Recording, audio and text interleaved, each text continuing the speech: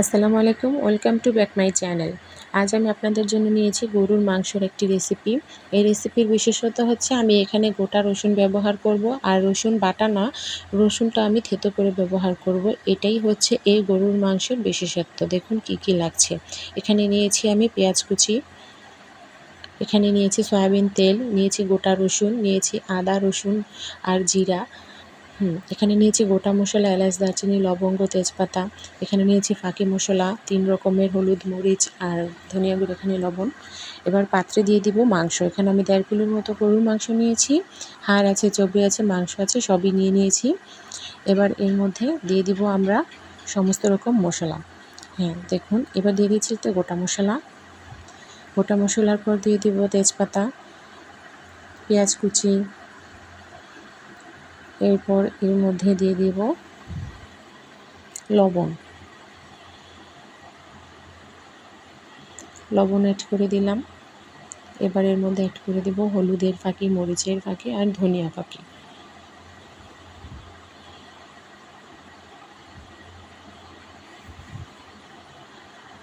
এবার এর মধ্যে দিয়ে দেব সে বাটা মশলা। দেখুন, রসুনটা কিন্তু বাটা করে নিয়ে এটা থেতো করে নিয়েছি। এবার দিয়ে দেব সয়াবিন তেল। তেলের পরিমাণটা বাড়িয়ে দেবেন, কারণ এই মাংসের মধ্যে তেলটাই বেশি দিতে হবে।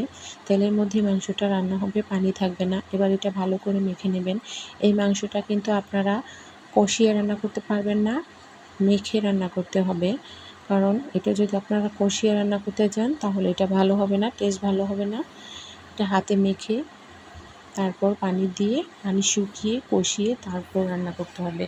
এবার এর মধ্যে গোটা রসুন দিয়ে দিলাম। 1.5 কিলো মাংসের জন্য এই পরিমাণ রসুন যথেষ্ট। আপনারা চাইলে রসুনের পরিমাণ বাড়িয়ে কমিয়েও দিতে পারেন। এবার এর মধ্যে দিয়ে দিব 1 কাপ পরিমাণ পানি। এই 1 কাপ পানি দিয়ে মাংসটা হাফ সিদ্ধ হয়ে একটু কষে আসবে। তারপর মাংসটা কষাতে হবে। কষানোর পর এতে আমি আবার গরম পানি ব্যবহার করব। এ পর্যায়ে আমি চুলায় বসিয়ে দিয়েছি। দেখুন, পানি পাশ দিয়ে ফুটতে শুরু করেছে। এবার আমি এটা একটু নেড়েচেড়ে দেবো, নেড়েচেড়ে মিশিয়ে দেবো। যেহেতু মাংসের মধ্যে হাড় আছে, হাড় মাংস একটু পরপর উল্টে পাল্টে দিতে হবে। দেখুন, আমি এটা মিশিয়ে দিচ্ছি নেড়েচেড়ে। গোটা গোটা রসুনগুলো একটু নিচে দিয়ে দিতে হবে। এবার ঢাকনা দিয়ে ঢেকে দেব।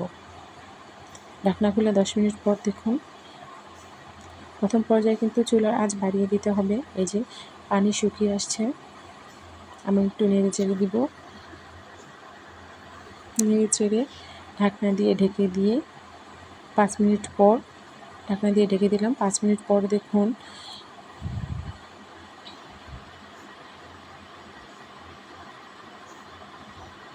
আবারও ঢেকে দেব। ঢাকনা খোলার পর দেখুন, এই যে পানিটা প্রায় শুকিয়ে গিয়েছে।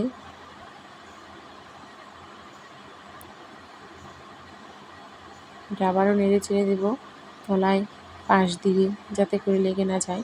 মাংস রান্না করার সময় যদি মাংস লেগে যায় তাহলে কিন্তু মাংসের টেস্ট ভালো হয় না, ওতে একটা অন্যরকম একটা পোড়া পোড়া গন্ধ চলে আসে। দেখেছেন, তেল ভেসে উঠছে মাংসের মধ্যে। এ পর্যায়ে আমার মাংসটা পুরোই কষে এসেছে, পানি শুকিয়ে গিয়েছে।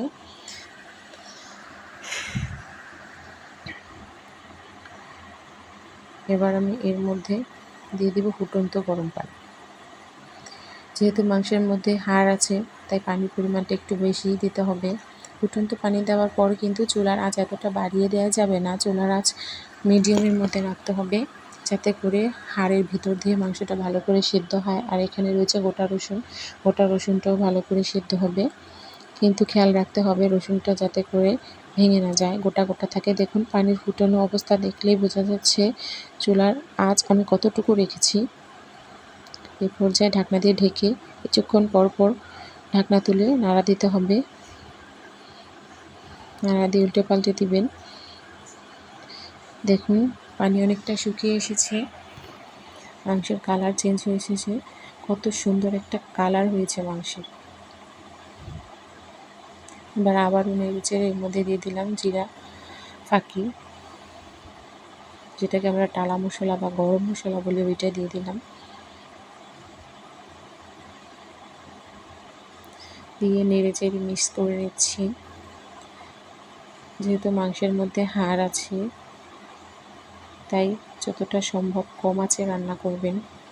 মাংসের টেস্ট ভালো হবে, কালার ভালো হবে। দেখুন রসুন কিন্তু এখনও গোটাই আছে, রসুন ভেঙে যায়নি। ভেঙে গেলে কিন্তু টেস্ট ভালো হবে না।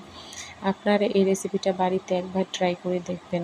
গরম ভাতের সাথে এই মাংসটা নিয়ে সাথে একটা রসুন ভেঙে খেলে দুর্দান্ত স্বাদ। আমার রান্নাটা ট্রাই করে দেখবেন। ভালো লাগলে আমার চ্যানেলটা সাবস্ক্রাইব করে বেল বাটন ক্লিক করে দেবেন, যাতে আমি আপনাদের সাথে আরও ভালো ভালো রান্না শেয়ার করতে পারি।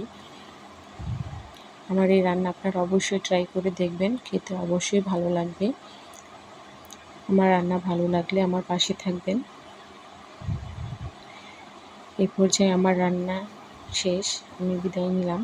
আসসালামু আলাইকুম। সবাই ভালো থাকবেন, আমার পাশে থাকবেন।